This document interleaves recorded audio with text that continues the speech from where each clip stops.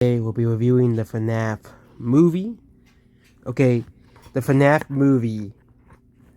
We'll be going over the the best thing of the movie is it's not woke at all. There's no wokeness. There's no the message in the movie.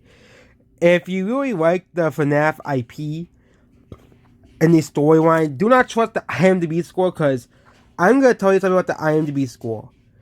The score was fixed before the movie came out. Okay, yeah, the score was fixed before the movie came out. Like, why is IMDb allowing you to review a movie before it comes out? Okay, that is my question here. Okay, but don't worry, they'll make so that the Little Mermaid remake has a 7 out of 10 on IMDb, not the 4.5 actual score. Okay, it really shows you that IMDb, they'll accept any money by Disney. But again, this movie is still better than Ant-Man and the Wasp Quantumania.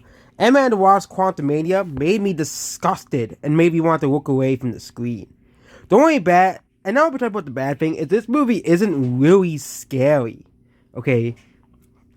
Like, I knew why, like, the plot twist, like, I knew William Afton was the guy who murdered all the kids because that is the lore of the FNAF games. Obviously, if you have been paying attention, if you paid attention to the lore of the games, you obviously know. Oh yeah, William Afton, he was the evil guy who went into Springtrap suit, who was murdering kids to stuff them into suits, and until the animatronics are alive.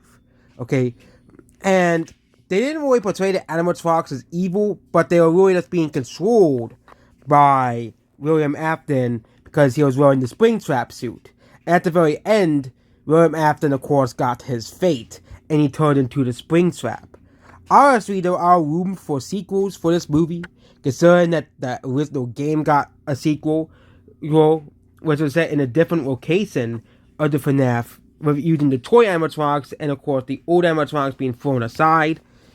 Or, of course, FNAF 3, where it could be in the abandoned location, having to deal with, the Springtrap suit. And, of course, there's FNAF 4, and there's, of course, FNAF sister location, and then there's the one for the PS5 called Security Breach. So there's obviously a lot of sequels to this movie that could be made, considering the fact there's a lot of source material, and they could literally make a movie based on every game. The movie is actually much longer than I thought. I thought the movie was only an hour and 30 minutes, but it's actually an hour and 50 minutes. And it is basically what you expect from a Five Nights at Freddy's movie. It's not really, it's not really like anything groundbreaking or anything. So, but I do not agree with the 30% score Rotten Tomatoes gave it. I think it was too harsh of a score.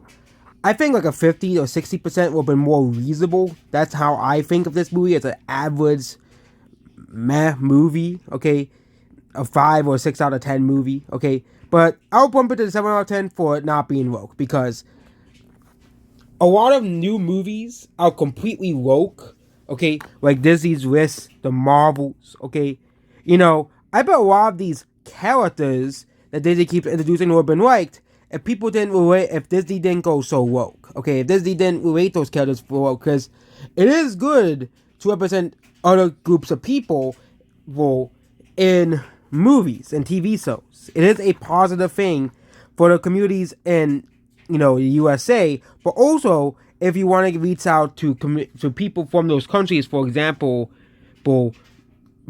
Latin America is a massive market, as is shown with the Mario movie. The Mario movie made a lot of money in Latin America. It made $1 billion because of Latin America and how much money it made there. And Nintendo is even advertising Nintendo Switches in Latin America because they know how popular Mario is in that market. But for example, the character America Chavez, she could have gotten her own movie or something like that. But the local probably made this movie, probably the movie like, very local about, colonizers, Latinx, all this stuff, when they could have just made a normal movie, Oh wait, they already made that type of movie. It's called Blue Beetle. No one watched it, okay? But they'll watch, a Mario movie, or they'll watch Dragon Ball Z anime, and you gotta wonder, it's really because of the woke. that reason everyone wanted to watch Booby-O. Or you have the most drastic comparison. The fact that in Mexico, which, if you look at Booby-O's box office and Sound of Freedom, yeah, I'm comparing two movies, but it is relevant here because both movies have an appeal towards Latin Americans. Okay, Sound of Freedom is a movie about child trafficking and why it's bad. Blue Beetle is just another generic superhero movie. Okay, but Sound of Freedom made more money, despite Blue Beetle being about a Mexican superhero. Okay, it really shows you that there are certain types of movies people would rather watch. So yes, I believe the critics are too harsh on the Five Nights at Freddy's movie, and are not harsh enough on certain movies, like the Little Mermaid remake, Disney's List, okay, or the Marvels. There was no world that the Marvels, one of the most hated Marvel movies of all time, should have a fresh score on Rotten Tomatoes. Okay? And actually the score on Rotten Tomatoes is similar to the IMDb score, but 51% of people like the movie.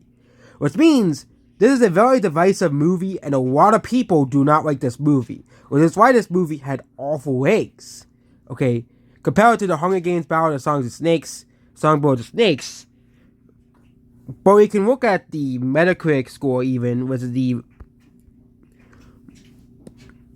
as well, 3.7 out of 10 as well.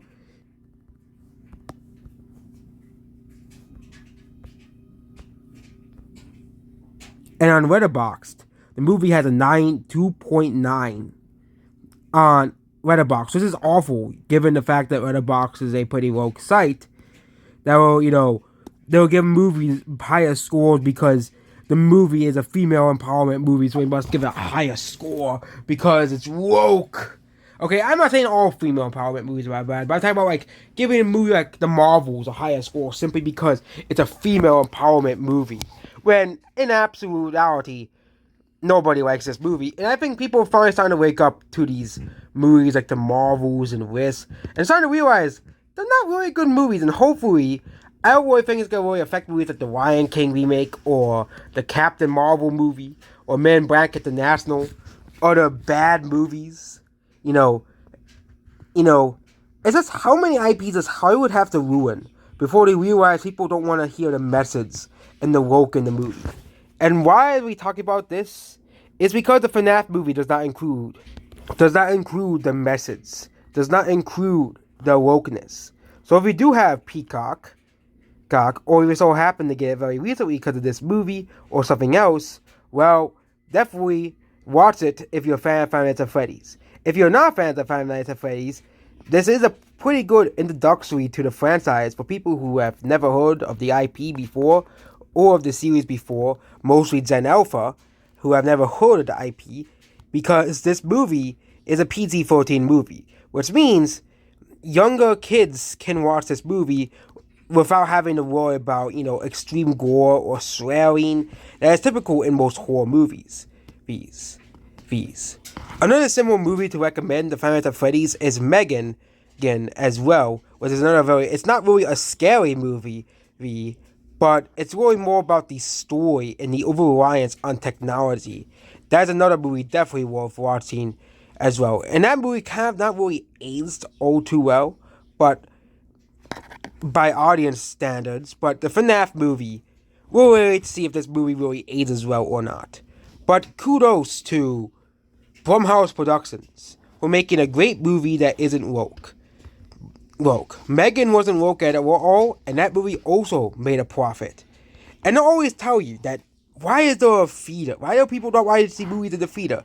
When, this movie made $80 million, a record opening for Blumhouse Productions, making it the fastest grossing movie by a Blumhouse. And yeah, Blumhouse movies don't really have good ratings at the box office, but it really shows you that most of the FNAF fans did like this movie, but most of the people who didn't know anything about FNAF or not FNAF fans, I'm not really the biggest fan of the series. I used to despise the series because it was popular.